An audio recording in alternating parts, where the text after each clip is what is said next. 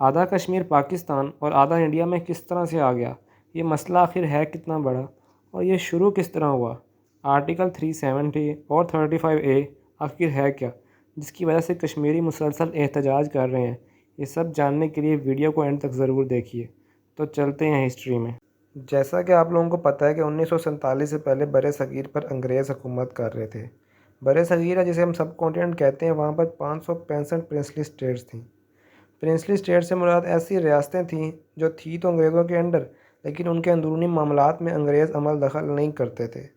ان ریاستوں کو راجہ یا نواب رول کرتے تھے۔ یہ ریاستیں برِ صغیر کا 40% رقبہ اور 23% آبادی کو سنبھال رہی تھیں، جو کہ کافی بڑا نمبر ہے۔ جموں اینڈ کشمیر بھی انہی ریاستوں میں سے ایک ریاست تھی۔ 1947 میں جب انگریز برِ صغیر کو چھوڑ کر چلے جاتے ہیں Down at the quayside, an Indian guard of honor is drawn up in salute to the men whose departure symbolizes the end of British rule. تو پاور کو ٹرانسفر کرنے کا مسئلہ ان کے سامنے آتا ہے کہ برِ صغیر پر رول کون کرے گا۔ لہٰذا انڈیپینڈنس ایکٹ 1947 میں فیصلہ یہ ہوتا ہے کہ جو مسلم میجورٹی ایریاز ہیں انہیں پاکستان بنا دیا جائے، اور جو ہندو میجورٹی ایریاز ہیں انہیں انڈیا بنا دیا جائے۔ اور جہاں تک پرنسلی اسٹیٹس کی بات ہے تو انہیں یہ حق دیا گیا کہ وہ چاہیں تو پاکستان میں شامل ہو جائیں یا انڈیا میں، یا پھر انڈیپینڈنٹ یعنی خود کی ایک ریاست بنا لیں۔ اور پھر بعد میں انڈیا اور پاکستان کا جو میپ بنا تھا جسے ہم آج دیکھتے ہیں، یہ سر سائرل ریڈکلف نے بنایا تھا، جو کہ ایک برٹش سول سرونٹ تھے۔ ساری پرنسلی اسٹیٹس نے اپنی اپنی جغرافی اور مذہب کی بیس پہ انڈیا یا پاکستان کے ساتھ الحاق کر لیا۔ اچھا، جو کشمیر کا معاملہ ہے بڑا ہی دلچسپ ہے۔ کشمیر نیچرل ریسورسز سے بھرا پڑا ہے، اور انڈس ریور جسے ہم دریائے سندھ کہتے ہیں، جو پاکستان اور چائنا کے بہت بڑے رقبے کو سیراب کرتا ہے، وہ کشمیر سے نکلتا ہے۔ اور کشمیر کی جغرافیائی حیثیت بھی بہت زیادہ ہے، کیونکہ یہ پاکستان، انڈیا اور چائنا کے بارڈر سے لنک تھا۔ کشمیر کی میجورٹی آبادی مسلمان تھی، یعنی 80 to 85% وہاں پہ مسلمان تھے، لیکن اس کا راجہ ہری سنگھ ہندو تھا۔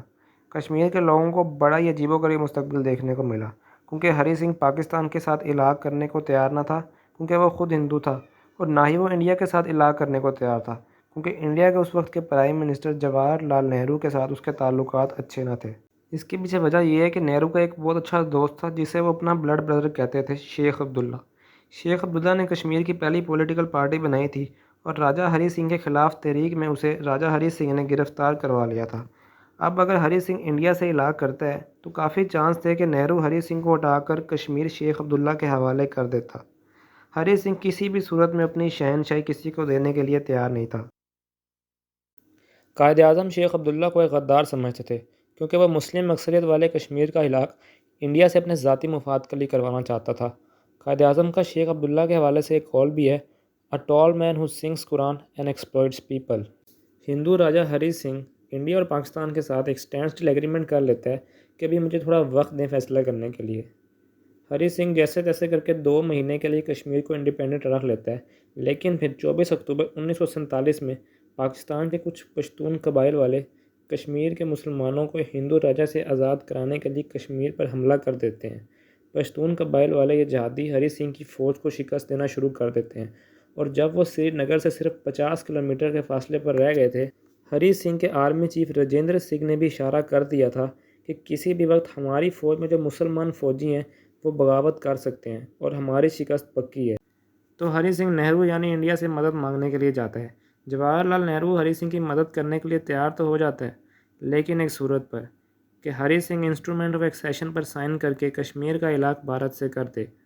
لہذا 26 اکتوبر 1947 میں پریشر میں آ کر ہری سنگھ نے کشمیر کا علاقہ عارضی طور پر بھارت کے ساتھ کر دیا، عوام کی رائے جانے بغیر۔ اس سے اگلے دن انڈیا اپنی فورسز کے ساتھ کشمیر میں انٹر ہوتا ہے۔ یہ دیکھتے پاکستان بھی اپنی ملٹری کو کشمیر میں بھیجتا ہے، اور جو انڈیا اور پاکستان کے درمیان پہلی جنگ ہوتی ہے۔ جنگ چلتی رہتی ہے۔ 1 جنوری 1948 کو نہرو مسئلہ کشمیر کو یونائٹڈ نیشن کی سیکیورٹی کونسل میں لے جاتے ہیں۔ 21 اپریل 1948 کو یونائٹڈ نیشن ایک ریزولوشن پاس کرتا ہے جس میں جنگ کو فوری طور پر روک دینے کا حکم ہوتا ہے، اور جس حصے پر جنگ ہو رہی ہوتی ہے وہاں پر ایک لائن بنا دی جاتی ہے جسے آج ہم لائن آف کنٹرول کہتے ہیں۔ جیسے ہی کشمیر میں امن یعنی پیس دوبارہ سے بحال ہوگا، ایک پلیبیسائٹ یعنی الیکشن کرانے کا فیصلہ ہوتا ہے جس میں کشمیر کے لوگ خود فیصلہ کریں گے کہ انہوں نے کیا کرنا ہے۔ لیکن آج 75 سال گزرنے کے باوجود نہ کشمیر میں جنگ رکی، نہ عمل بحال ہوا، اور نہ ہی کبھی لوگوں کو ان کی رائے کا حق ملا۔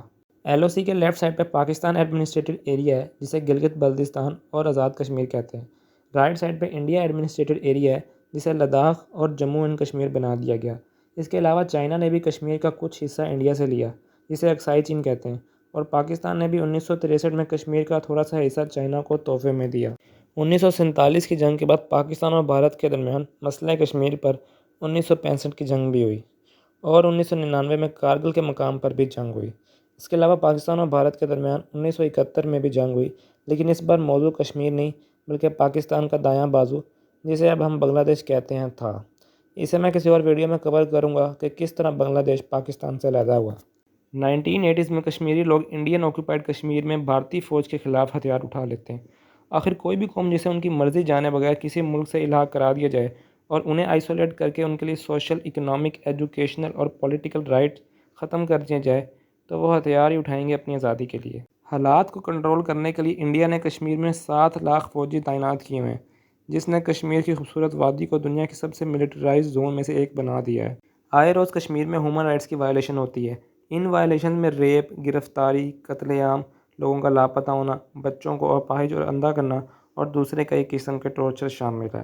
یہ سمجھ لیا، اب سمجھتے ہیں آرٹیکل 370 اور 35A کیا ہے، جس کو انڈین کانسٹیٹیوشن سے ہٹانے کے بعد کشمیری لوگ مسلسل احتجاج کر رہے ہیں۔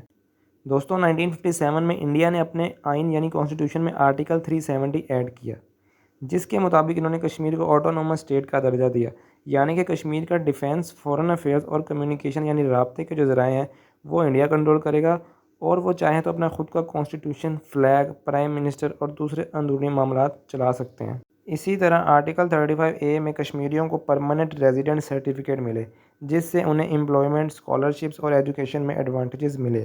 لیکن اس آرٹیکل کی سب سے بڑی بات یہ تھی کہ اس نے کشمیریوں کو یہ رائٹ دیا کہ صرف وہی کشمیر میں جگہ خرید سکتے ہیں، اور انڈیا کے دوسرے سٹیزنز یا ابراڈ سٹیزنز پر کشمیر میں ریزیڈنسی یعنی رہائش کی پابندی لگا دی۔ لیکن 2019 میں انڈیا نے اپنے آئین سے آرٹیکل 370 اور 35A کو ہٹا دیا۔ ان آرٹیکل کے ہٹانے کا مقصد کشمیر کے لوگوں کی آواز کو مزید ختم کرنا ہے اور کشمیر میں ہندو سٹیزنز کی آباد کاری کروا کر ایک ہندو میجورٹی کشمیر بنانا ہے۔ اسی طرح کا سیم کیس ہمیں اسرائیل پیلسٹین والے کانفلکٹ میں دیکھنے کو ملتا ہے، جو میں نے اپنی پچھلی ویڈیو میں کور کیا تھا۔ اس کا لنک میں ڈسکرپشن میں ڈال دوں گا۔ میرے خیال سے اب اگر کشمیر میں الیکشن ہوتے ہیں تو وہاں کی عوام پاکستان یا انڈیا کی بجائے اپنی آزاد ریاست بنانا چاہے گی، کیونکہ دونوں ہی ملک نے انہیں دیا تو کچھ نہیں، لیکن ان سے بہت خون مانگا ہے۔ آپ کی اس میں کیا رائے ہے وہ آپ مجھے کمنٹ سیکشن میں بتائیں۔ ویڈیو اگر آپ کو اچھی لگی ہو تو چینل کو سبسکرائب کریں، ویڈیو لائک کریں اور بیل آئیکن پہ کلک کریں۔ شکریہ۔